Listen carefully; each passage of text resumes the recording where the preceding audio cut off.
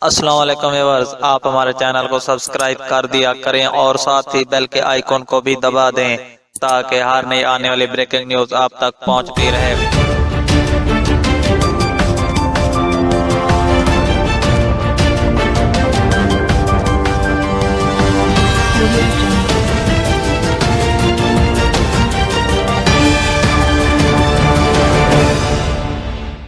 شام اور عراق میں خون ریز حملے کرنے والے داعش کے اکثریت پسند وہاں قائم کی گئی خلافت کے خاتمے کے بعد افغانستان پہنچ رہے ہیں تاکہ اس ملک میں قدم جماتے ہوئے جہادی حملوں کو جاری رکھ سکیں۔ شدت پسند تنظیم داعش کے اکثریت پسندوں کی افغانستان آمد سے متعلق اطلاعات ایک اعلیٰ امریکی عہدیدار نے فرانسیسی نیوز ایجنسی AFP کو فراہم کی ہے۔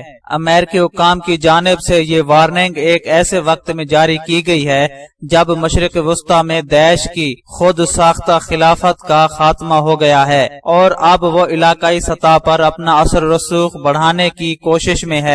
افغانستان میں یہ شدت پسند تنظیم پہلے ہی متعدد ہلاکت خیز حملے کر چکی ہے۔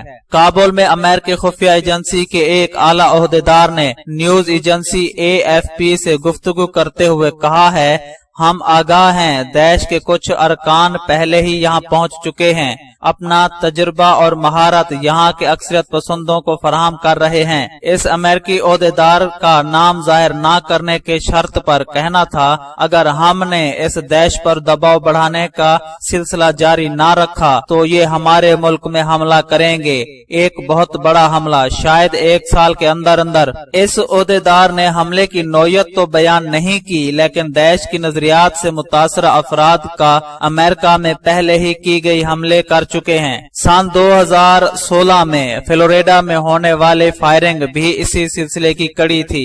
اسی طرح داعش سے منسلک اورلانڈو حملہ نے نائٹ کلب میں 49 افراد کو ہلاک کر دیا تھا۔ اقوام متحدہ کی ایک حالیہ رپورٹ کے مطابق داعش کے افغانستان میں 500 سے لے کر 4000 تک اکثریت پسند موجود ہیں۔ 2 سال قبل امریکی محکمہ دفاع پینٹاگون نے بھی افغانستان میں موجود داعش کے اکثریت پسندوں کی تعداد تقریباً اتنی ہی بتائی تھی۔ امریکی سینیٹر جیک ریڈ نے اپنے حالیہ دورے افغانستان کے بعد کہنا تھا کہ خراسان میں داعش کے اکثریت پسندوں اور اس کی مہارت میں بھی اضافہ ہوا ہے۔ قبل ازیں سن 2017 میں امریکی محکمہ دفاع نے ہی یہ کہا تھا کہ 1 سال میں افغانستان سے داعش کا خاتمہ کر دیا جائے گا، لیکن ماہرین کے بقول تب امریکی حکام اور مغربی دفاعی اتحاد نیٹو نے اس گروپ کی طاقت کا غلط اندازہ لگایا تھا۔